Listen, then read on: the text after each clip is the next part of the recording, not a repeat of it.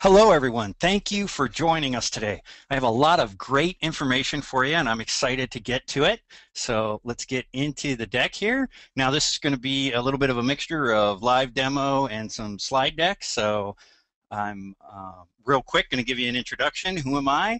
I am a train signal educator. I write material for train signal as well as for Petri. I speak at events, and I also do a lot of consulting for awesomewildstuff.com and AWS Solutions.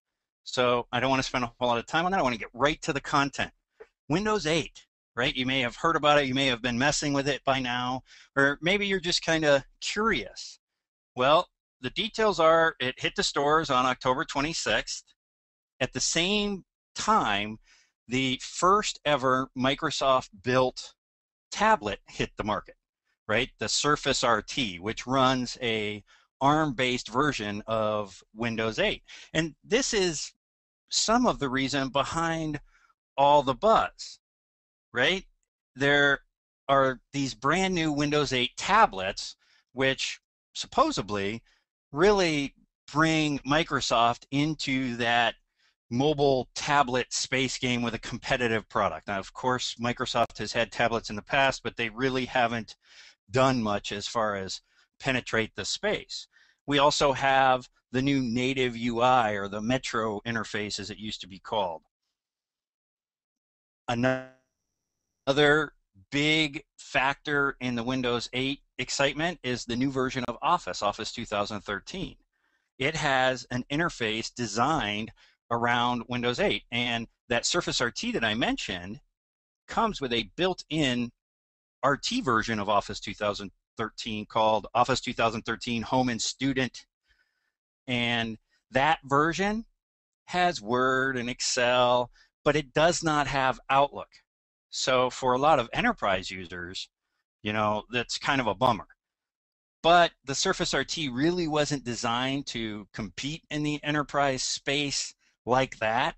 It can't be domain joined just like an iPad can't be domain joined. It can't be administered with group policy just like a iPad can't be administered with group policy. But the Surface Pro that is coming in January will be able to do all those things because it runs the full Windows 8 professional version of the OS.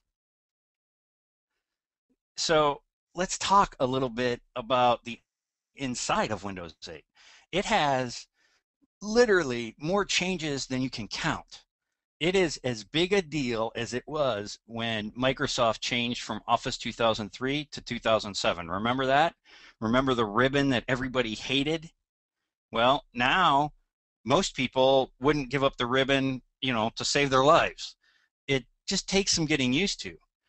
But probably by far the biggest change for people that log into Windows 8 for the first time or see it the first time is that the start button that has become so sacred to us since Windows 95 has gone the way of the dodo. It is no more. And that is gotten a lot of, negative press. People are very much complaining. Just give it a chance. It's not as hard to get used to as you think. Now, I was one of those naysayers. I couldn't believe they were getting rid of the button, but I've gotten used to it. It's not that big of a deal as I thought it was.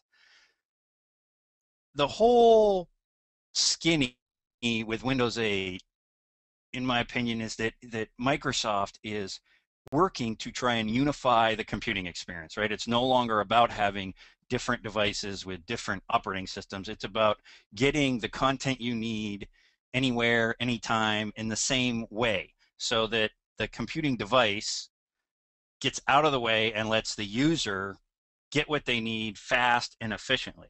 So you're going to have one experience, whether you're on a desktop, a tablet, or a phone. Obviously, that's kind of a generalization, but that's the approach. And this is an approach Apple has been taking for years. They've been quietly and not so quietly integrating iOS features into OS 10 for years now. So let's talk a little bit about Windows 8's improvements to the startup sequence. This is a big deal, right? It is the fastest booting version of Windows yet to be produced. Literally, a test laptop with an SSD was fully booted, ready to use in 7 seconds. From power on to at the desktop ready to use, 7 seconds. That's pretty impressive. Now, unfortunately, it is so fast that we lose another one of those things that we've grown accustomed to with Windows over the years, and that's the normal, press F12 or F8 to get a boot menu.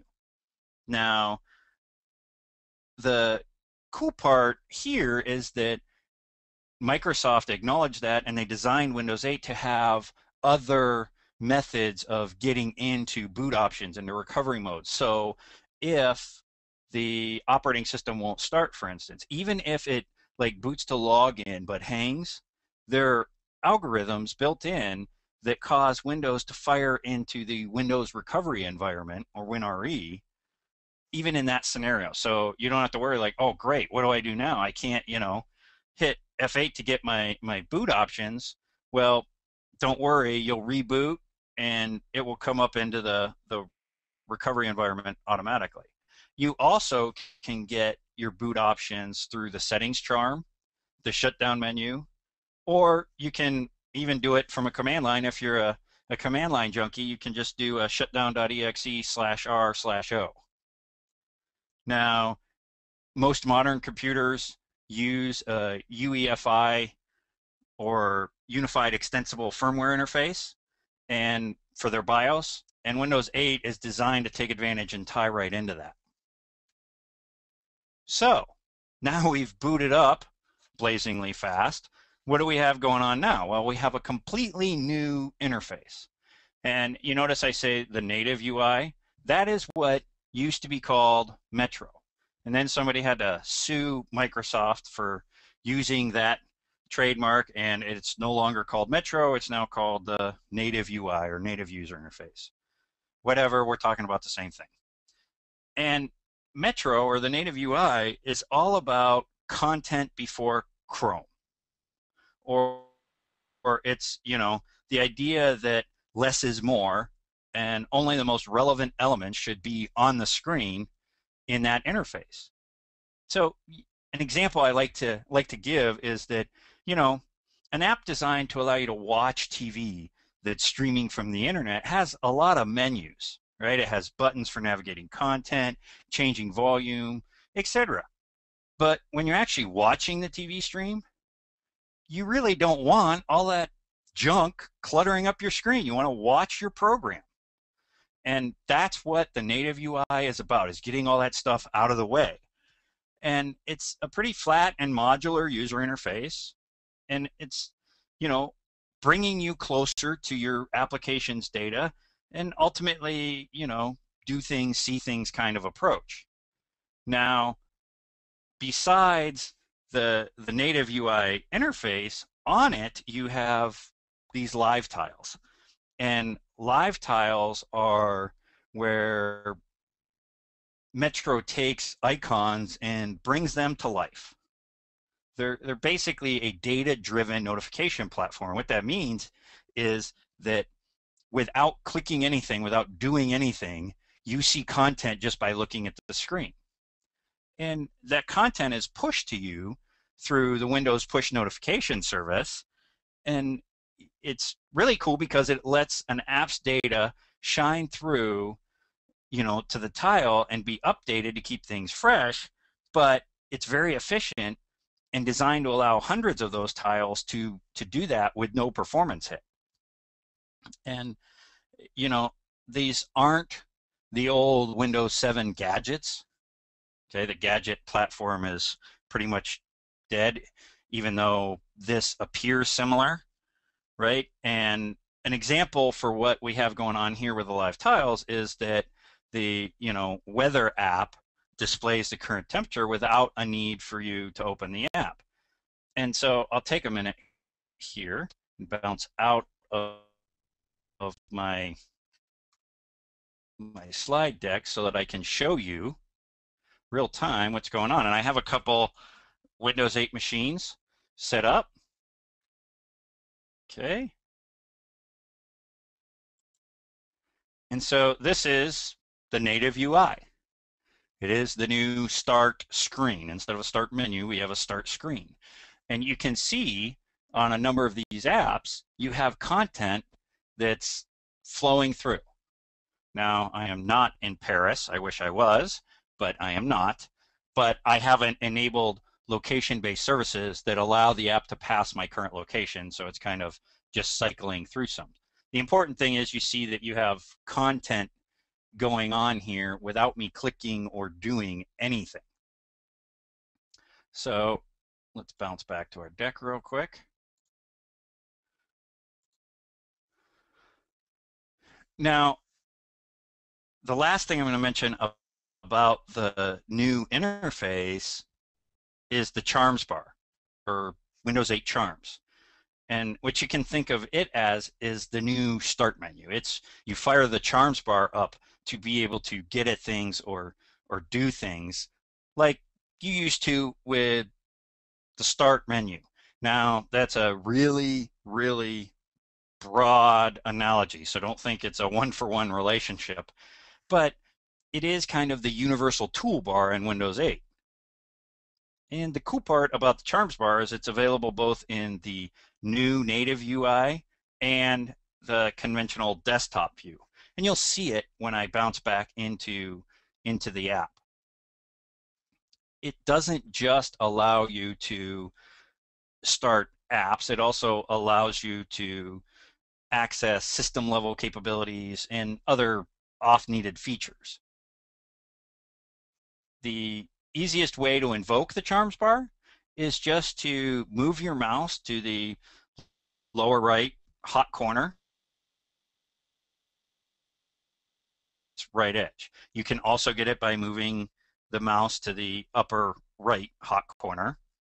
Or if you're a keyboard shortcut junkie, go ahead and press your Windows key and the letter C on the keyboard at the same time, and that will fire the charms bar for you.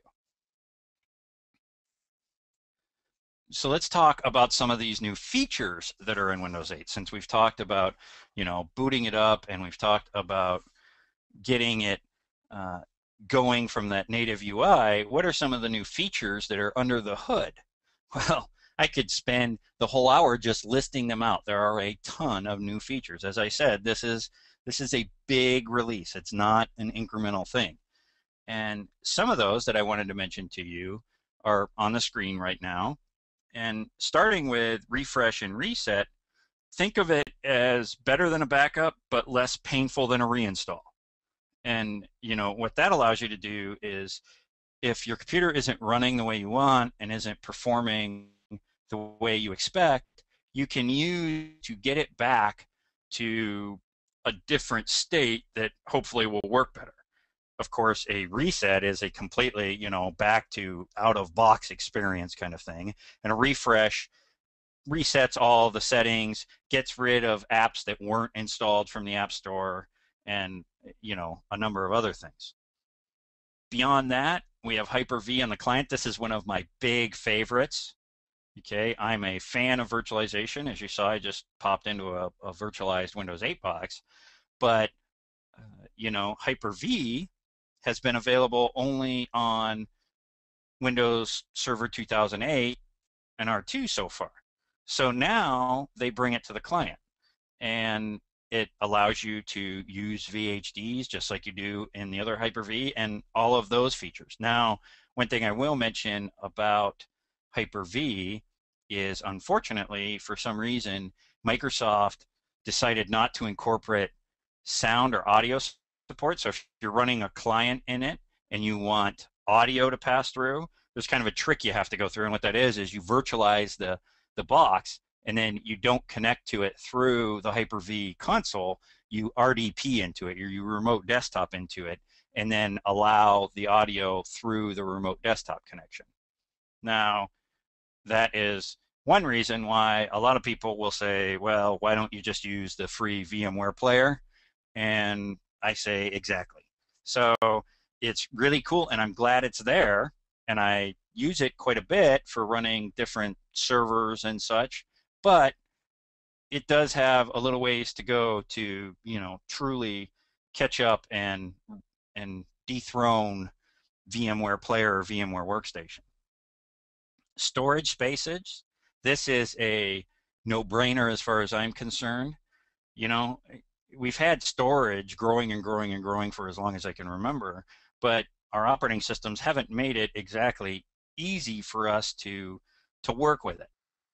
Now, of course, it shows up and we can partition it and we can have different drive letters and all that. But, I don't want to manage storage. I just want to have it be available.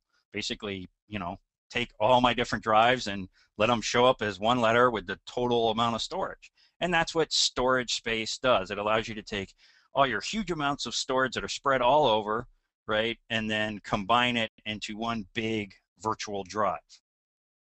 File history, this is a good one, and I'm going to demo this here shortly.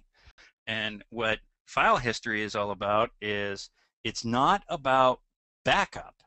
It's about providing real-time protection of your data, your critical files, to an external drive or even up to the cloud via SkyDrive, along with providing version control. Again, it isn't backup. It doesn't back up all your system files. It doesn't back up your entire drive.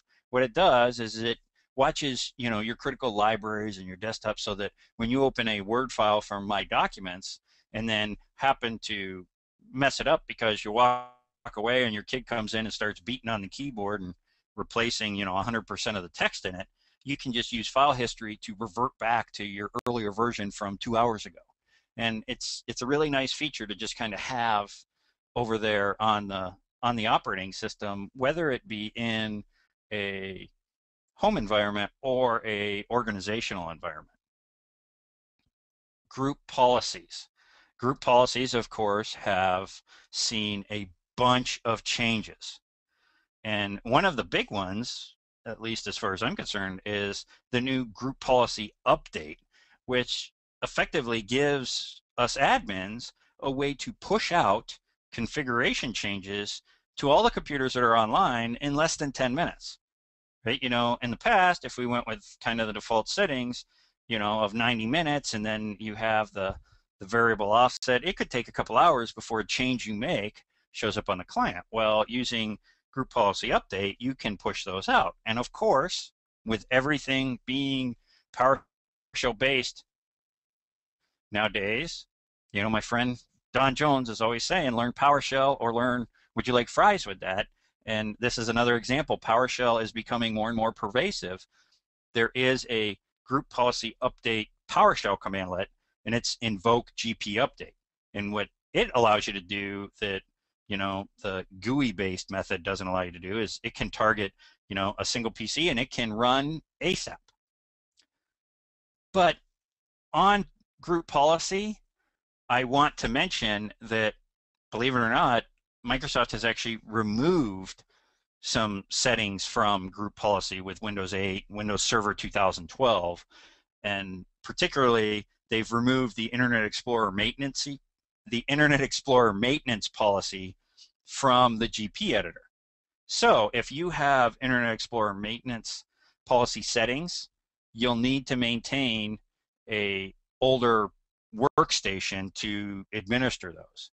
Now, I put up this slide as I'm talking because if you want policy settings, that's the link you want. That will take you to a Microsoft site where you can download an Excel spreadsheet that shows you all the latest group policy goodness that Microsoft has to offer. So, printing. Printing is radically changed in Windows 8. And starting out, I'll just tell you that they now call the print driver architecture version 4, right? And version 1 goes all the way back to Windows 1. So you can see that even though we've had a lot of versions of Windows, they haven't changed the architecture that much, or at least, version by version. Now, version 3, to give you an example, was used from Windows 2000 all the way through Windows 7. So that's a pretty radical change that we're seeing. And this doesn't mean that version 3 won't be supported. It is supported. And if you have older drivers that are based on that architecture, they should still work in Windows 8. But the new architecture uses this concept of a print driver framework And what that framework does is it allows a user to install a printer without necessarily having to go search for a driver. It makes the drivers considerably smaller and faster. Of course, that then restricts OEM bloat, right? And you've all seen this. I'm positive of it. We've had these inkjets for years, or laser printers, and we keep getting drivers from the manufacturer. And I had a HP driver the other day that was 384 megabytes. What kind of driver could possibly need 384 megabytes? Well, the reality is the driver doesn't, but all that bundled junk does. And some of it is valuable to some people, where they can see ink levels, they can see ordering information, they can find out HP stock price for all I know. But for a lot of IT admins, we don't want all that stuff on our network. We don't want all that stuff on our PCs. We just want the minimum driver required so that the user can print output to the printer using all the capabilities of the device that we've purchased. And this new class framework reins that in somewhat, where the driver manufacturers can't bloat and bloat and bloat. This makes printer installation way easier and much faster. And I want to give you an example here. Printing support in Vista was 768 megabytes. Printer support in Windows 8, 2 versions ahead of Vista, is 184 megabytes. So it went down by a lot. And most people would expect it to be going up. Well, that's the benefit of having a completely new architecture. And to give you a speed scenario, a driver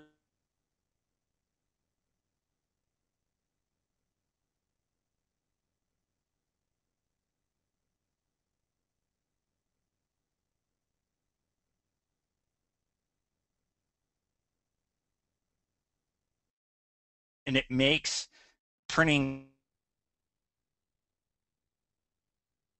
such a very easy, straightforward, and so how do we get all these new native apps that I've been talking about? Well, we use the Windows Store. And the Windows Store is like, Google Play or the Apple Store, the, App Store on your iPad or your iPhone. And it offers both free and paid apps.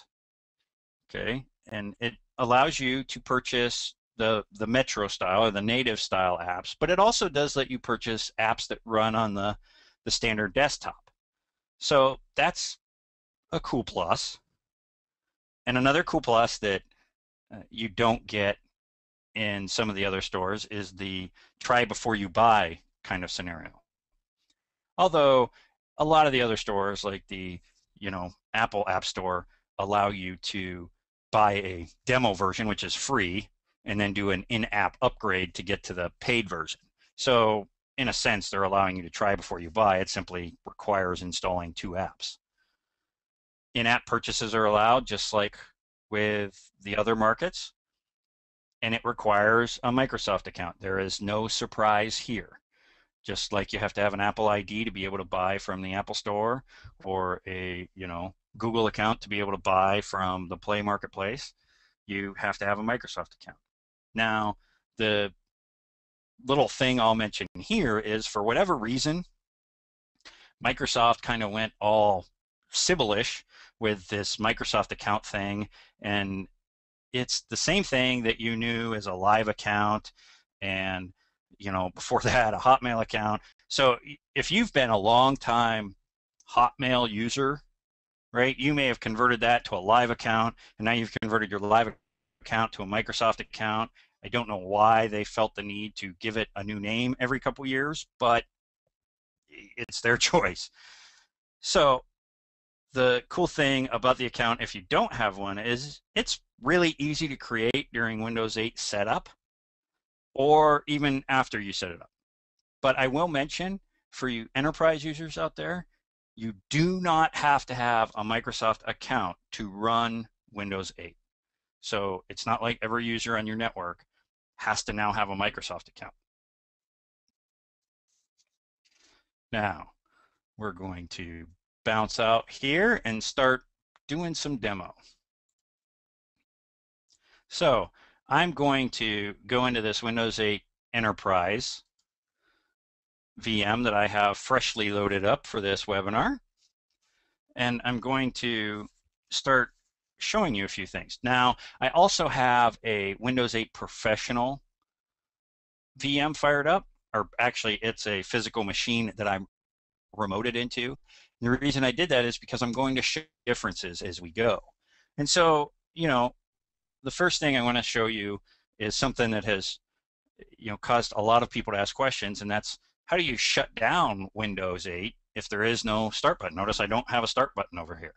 Okay, and now you'll notice when I moved it into the left hot corner that I started to see one of the bars pop up that allow me to switch to my previously running app, which happens to be the normal desktop. And here is the normal desktop. It still does not have the normal start menu. But I will show you that if you move to the lower left corner on the standard desktop, that you see this start, what you think might be a start button. It is not the start button. It brings you back to the start screen or the native UI. So now, as far as shutdown goes, regardless of which screen you're on, you just move over to the right, lower right hot corner or upper right, which brings up the charms bar. Okay? Go up the charms bar.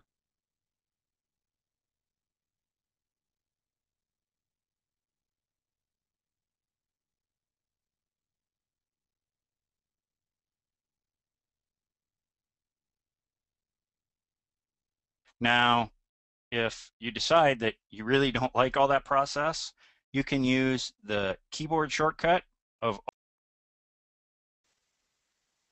and Alt F4 once you're on the desktop will bring you up the shutdown dialog box that you're kind of used to. Okay. This also does let you sign out if you want to just sign out of the account but leave the PC running. Okay, so I'm going to cancel that. And I'm next going to talk about the right-click run menu, because this is one of my favorite tricks, and that's on the normal desktop. If I move to the lower left hot corner where I see that start screen, and then if I right-click, you'll notice I get a pop-up menu, right, a context-sensitive menu here that allows me to do a lot of the things that I normally do. So I get my run dialog box, there that is, or I can get, a command prompt, either admin or non-admin, and I can even fire up into different, apps such as disk management or computer management, or go to the control panel. And since I'm in the control panel, let's talk for a moment about file history. There it is. You'll see it right in control panel. And I'm going to go ahead and click on it. I've intentionally not turned it on because I want to show you how to turn it on. It's a super easy process. Now, file history wants to convince you to use a flash drive or external USB drive to store your versions on. And that's not a bad idea, because if it's USB 3, for instance, it can give you very fast times and lots of storage. But you don't have to. You can use a network location also. The only thing you cannot use is the local hard drive, because that wouldn't make a whole lot of sense. Now, I'm going to go ahead and say use network location. And notice I don't have any in here, so I'm just going to say add network location. And for me, I'm going to type in one of my NASs here. And there it is. And I'll point it to my backup share. And I'll say select folder. And there it appears. Just say OK. And go ahead and click turn on. And now you'll notice that file history is on. And the first thing it did was it went and said, oh, I haven't run before, so let me make copies of all your stuff right now. And once it did that, then it updated this list. Now you'll notice that all it copies files from are your libraries, your desktop, your contacts, and your favorites. As I said, this is not Windows backup. This is just monitoring your critical, typically modified data. And there are extra options that you can go into here. You can tell it when to save copies of your files. You can tell it how much of the disk space that you want file history to be able to use. And it will keep as many versions as it can until it uses up that amount of disk space, right? So it could literally keep, dozens of versions. And then, of course, the keep save versions allows you to do some file management so that, you're not keeping year-old versions just because you have the disk space. So then there are event logs where you can see what file history has been doing. And it's chomping away here. Of course, this is the first time I fired it up since this is a brand new install, so it's got to go through the process of adding the viewer snap in and such to the console. And then there you go. And notice I have exactly 0 events because I've just pretty much turned it on. But I'm going to go ahead and cancel out of that. Okay, and that's all it takes to enable file history and have it start protecting your files. Now, so you might be asking yourself, well, okay, so it's on, but how do I use it? Well, here, let me show you. I'm going to open up Explorer. I don't have anything in my documents, so let's go ahead and just say, let's create a new text document, right? And we'll call this File History Show Off. And there it is. And so now I'm going to go ahead and open that up, and I'll put line 1. File history is cool. Now I'm going to go ahead and save that. Okay, now let's open it back up, and we'll add a line 2.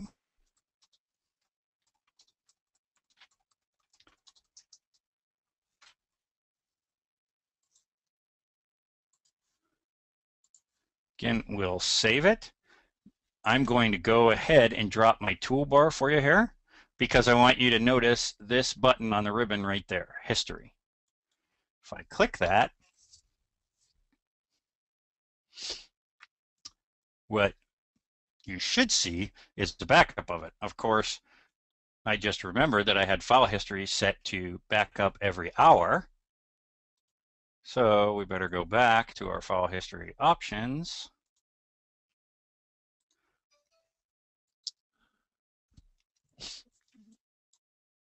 And change this to every 10 minutes. We'll do a run now. Bounce back over here, go to history. Okay, so notice it opens right up to this and it only has 1. There it is. So I'm going to go ahead and get rid of that second line. Save the file. And you can see that I save the file. The line's gone when I open it back up. I'll go ahead and run file history right now. Go back into my history button. Notice it's gone. It shows a difference. But if I go down here and I click previous version, there it is, right? And if I restore it, replace the file, now there I am in my documents. Let me open my file. Boom, it's back to the way it was. That is file history in a nutshell. I'm going to close some windows here. Now, I am going to take a moment and minimize my window, and pop you over to this other Windows 8 virtual machine that I'm remoted into. The reason I'm going to do that is because this has Windows 8 Professional on it. And Windows 8 Professional is slightly different than Windows 8 Enterprise. And what the real differences are is that Windows 8 Enterprises includes some advanced business features. And those are Windows to Go, there's direct access, right, for VPN connectivity from anywhere easily without having to launch a separate client or whatnot. You have branch cache, which allows the user PC to cache files, websites, whatever content from central servers so that it's not repeatedly downloaded across your limited wide area network bandwidth. So it works, to speed up things and conserve the organization's precious WAN bandwidth. You have AppLocker support in Windows 8 Enterprise. Of course, that mitigates problems by, restricting. You have some advancements to virtual desktop infrastructure, enhancements in Remote FX with Windows Server 2012, that allow you to really take advantage of some 3D graphics and USB peripherals and such. And then you also have some new Windows 8 app deployment options in Windows 8 Enterprise. The one that I'm going to show you really quick that you can see the difference is Windows to Go. So I'm in Windows 8 Professional here, and I'm going to go ahead and fire up my charm bar and click search. The search function in Windows 8 is much, much better than any Windows search version before. One thing is it's unified. So when I search, it doesn't just search for apps. It will search across everything. I mean, your apps, your settings, your files, your contacts, your music, and it gives you the option of pulling all those without having to use different search interfaces for which one or switch to those areas to be able to search them.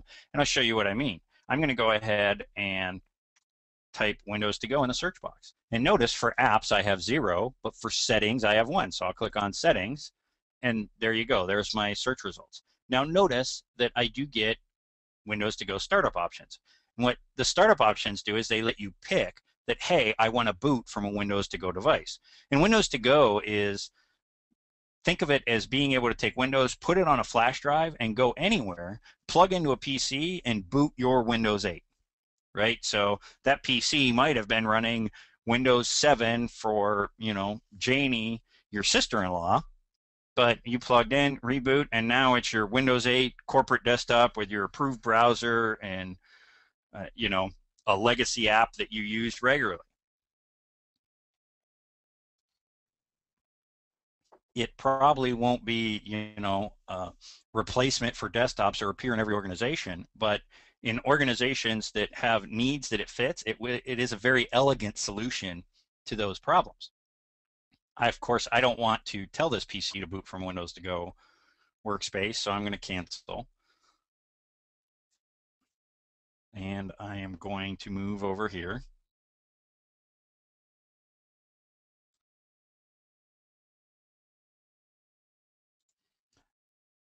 Minimize this, go back to my Windows 8 Enterprise desktop, okay, and same thing. I'm going to fire up the search bar, and I am going to type Windows to Go.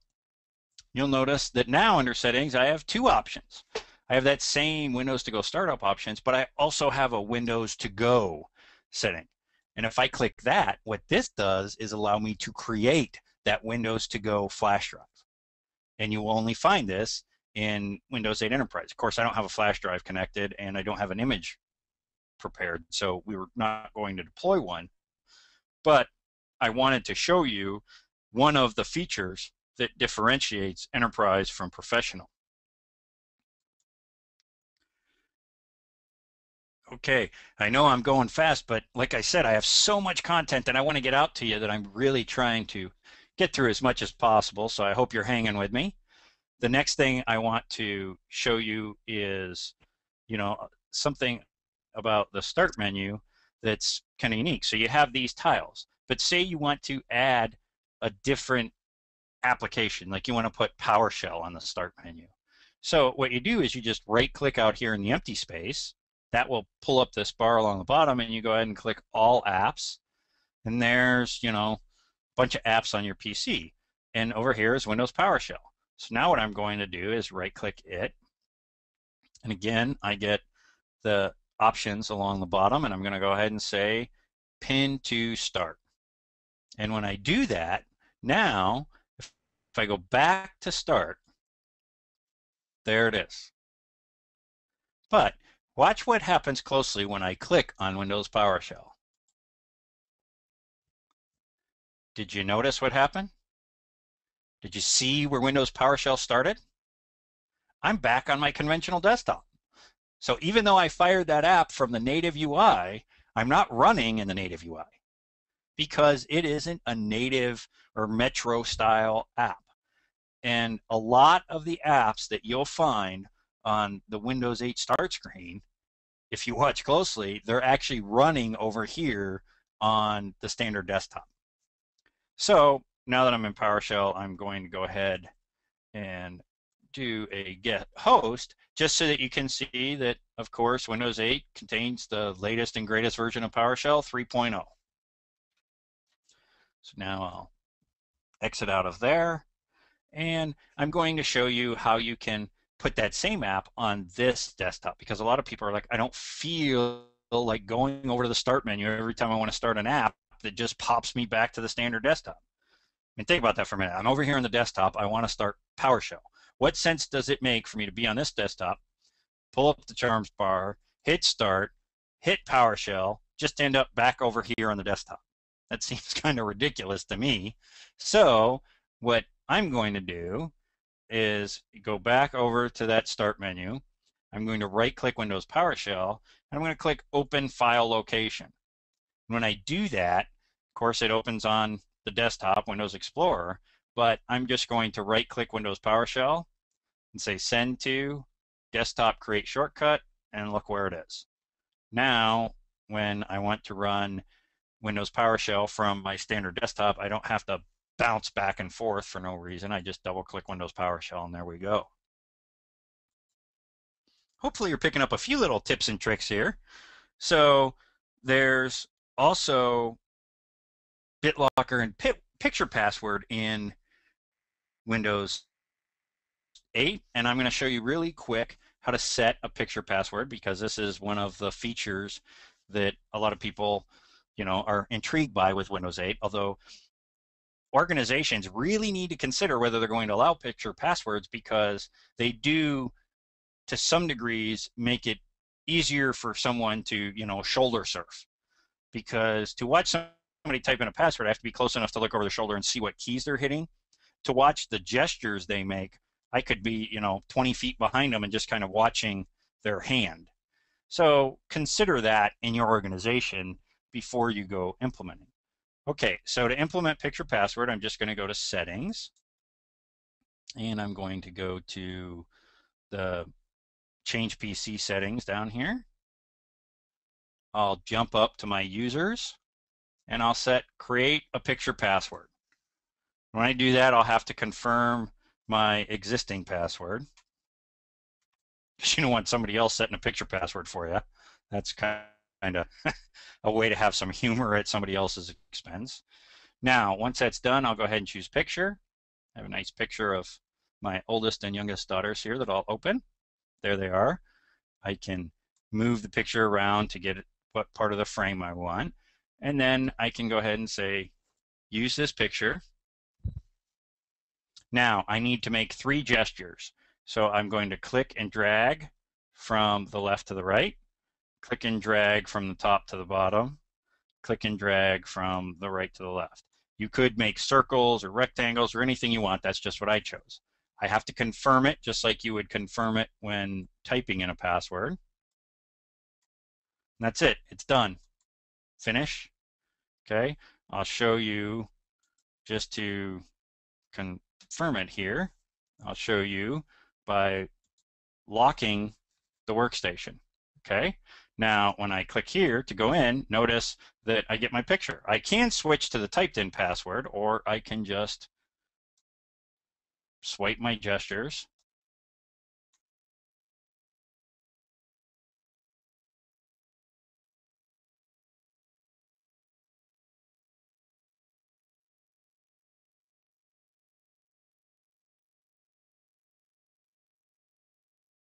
Let me look at my questions box real quick.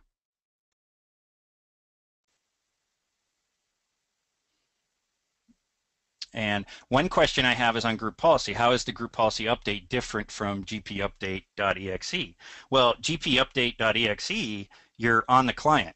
The group policy update that's added to Windows 8, an administrator can be on the server, right-click the OU, and initiate the update. They can push out the update, and if the computer's online, it will basically run GP update at that time.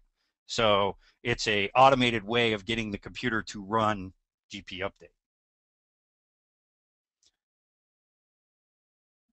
So the second question that I have is how much space on the flash drive is required for Windows to go? Now, off the top of my head, I believe it's an 8 gig flash drive. But, you know, one cool thing with Windows 8 and Windows 8 to go is if you pretty much fire up anything, right, and have a question on it. So here's Windows to go.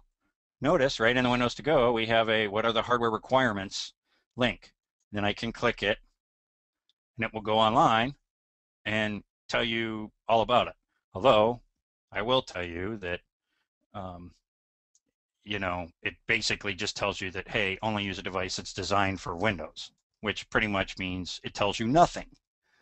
I don't know why Microsoft insists on doing that. But then you can go over here and somewhere on this page it does tell us the minimum space.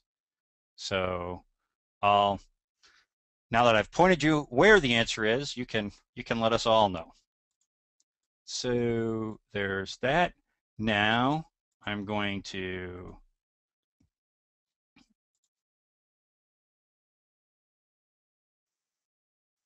we have our picture,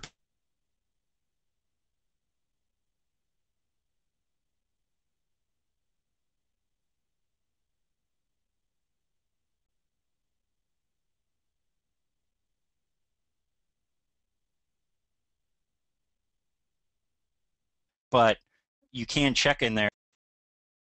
You have the ability to change that. But by default, yes, they are going to be 3 gestures, and you're going to enable them just the way that I showed. So I have a little bit of extra time. See, this is what talking super fast and like running my mouth super dry is worth. It lets us get extra content in. So I can get a chance to show you BitLocker. And BitLocker is really cool. I think everyone should use BitLocker. BitLocker encrypts the drive. It gives you, you know, that extra layer of security that your information is protected. So, you know, all those stories you hear on the news where, you know, somebody threw a hard drive out and somebody else recovered it and pulled all this data and, you know, showed all these less than flattering pictures of some public official or whatnot. Well, that wouldn't happen if they'd used BitLocker because the drive would have been encrypted and they would not have been able to decrypt it. And BitLocker is so easy to enable. What you do is you just go into Windows Explorer, pick your drive, right click, and say turn on BitLocker. And what it will do is it will run through and it will, you know, tell you first off, hey, this meets the minimum requirements for turning on BitLocker. And of course mine does.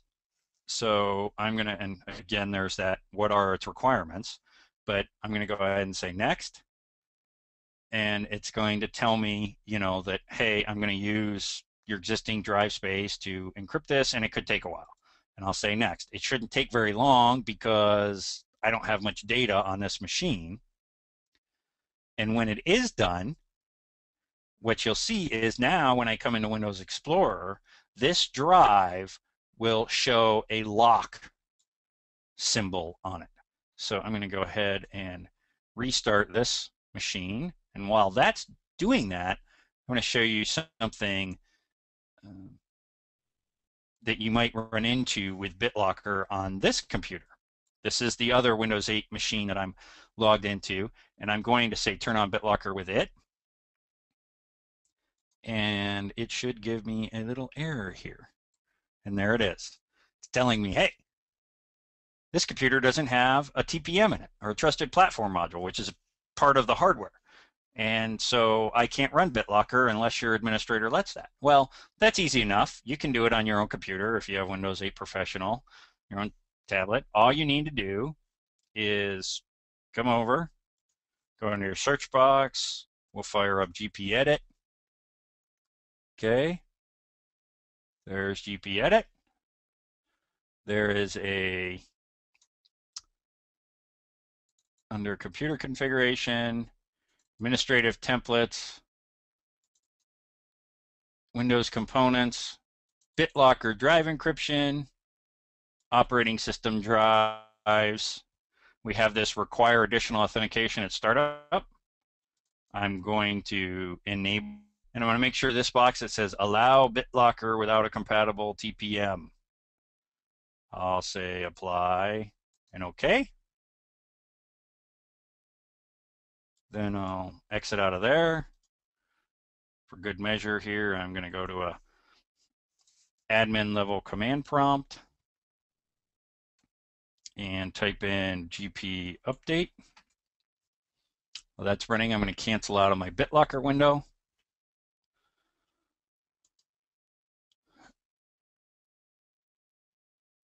And now that that's done, let me right click my C drive again and say turn on BitLocker. And if I've done everything, I should not get the error, and I don't. And that's all it takes. Okay. Now you notice what it's telling me is I do have to have a password set on the computer, or I have to have a flash drive that it can write a key to, because on this computer I don't have a password set. But I wanted to show you how to get by that TPM error because it's a common one. So with that, let me go back to my Windows 8 Enterprise and log in. Aren't they cute? I'll tell you, they're way cuter than I am, that's for sure. Credit that to their mother. So once it logs in, I'm going to fire back to the desktop here, and I'm going to open up Windows Explorer.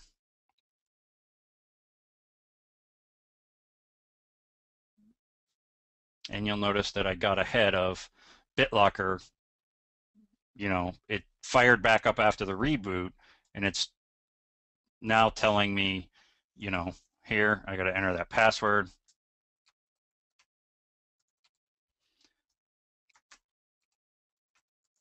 I'll do that. I can tell it to, you know, save to a file, save it to my Microsoft account. This is just a recovery key that if you run into problems and need to recover your computer, this key can help you do it.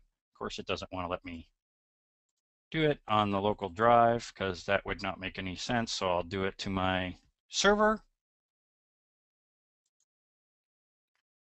Now I'll tell it to encrypt use disk space only and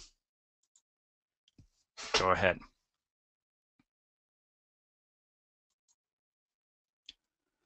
And of course it wants one more restart, and I don't believe we have the time available for that. Oh, we have a couple minutes. Let's see how fast this little VM can go for me here. Now, since I'm on the regular desktop, I'm going to use my favorite keyboard shortcut, Alt F4, drop down, say restart, say OK, and see what we have going on. Now, does anybody have any other questions? I'm happy to answer them. Oh, look at that. There's my BitLocker first notice. The computer won't boot because the drive's encrypted. So I have to enter in that password that I set. This is not the same as my user account password. This is the password I set for encryption. And another way to do that is the USB drive, which is kind of nice. Like, you know, if it's your computer at home, you can just take a tiny USB flash drive that you have laying around, plug it into the computer, and it will write the key there. And then what the computer will do is it will check for that USB drive and that key when it boots. If it's there, it will boot. If it's not there, it won't boot. It's as simple as that. So if you're going to leave, just pull the drive and take it with you. So she's booting back up.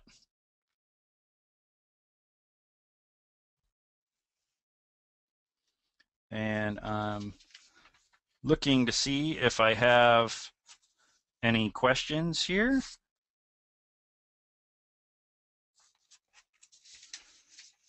And I'm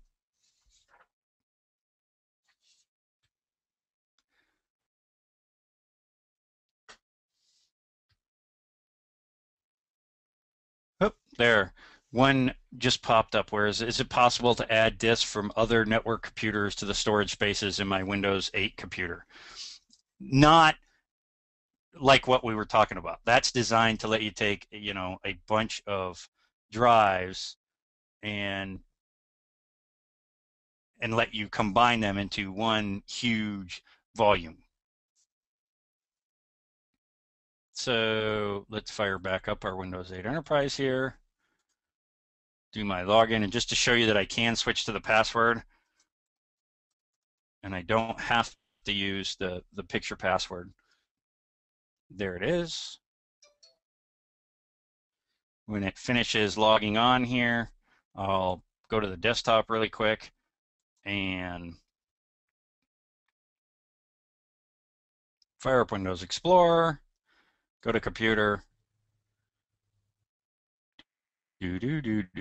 and there we are. Notice my lock. And of course it is on lock because I, you know, entered that so that I could boot. Now my drive is BitLocker encrypted and I don't have to worry about my data being exposed, you know, to anyone. It's super easy. It's built in. I think everybody should take advantage of it.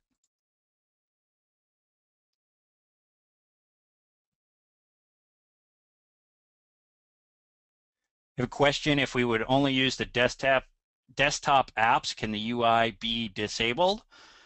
Not really disabled, but you can change some settings so that, you know, when you start up, you end up on the standard desktop, and you can use group policy to disable access to the store, for instance.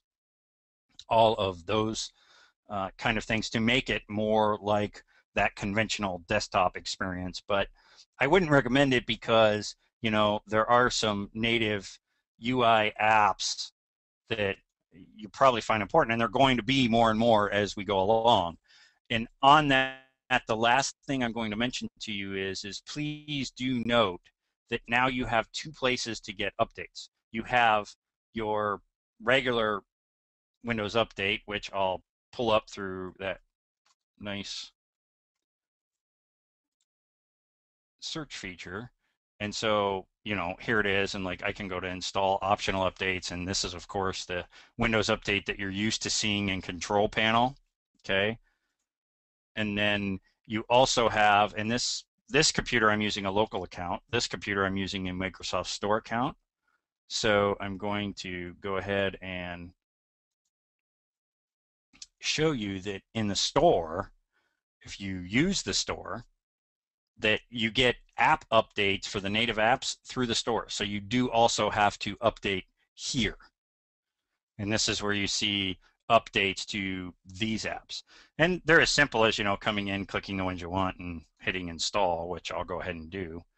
And that's that. But do, you know, keep in mind that you update in a couple places. So with that, I've actually run 1 minute over, but not too bad. Hopefully you hung with me. Hopefully, you know, I didn't go at too blurring of a speed and everyone picked some things up. I really want to thank you for joining us today, and I hope that you'll follow me on Twitter. I'm constantly putting out little tips and tricks on not only Windows 8, but on all the mobile devices, Surface, iPad, iPhones. You can watch Petri for my articles. I tend to do a weekly article with them on many new different how-to topics, as well as product reviews. I have a Surface RT review up there that I hope some of you will go enjoy for some light reading. And please, please complete your survey. These webinars are for you. We at Train Signal really want to get content that can help you in your daily, lives, your jobs. And the only way we can do that is by knowing what you need, what you want, and how you feel. So please complete your survey and let us know what I did right, what I didn't do so right. Other than that, have an awesome day and happy holidays.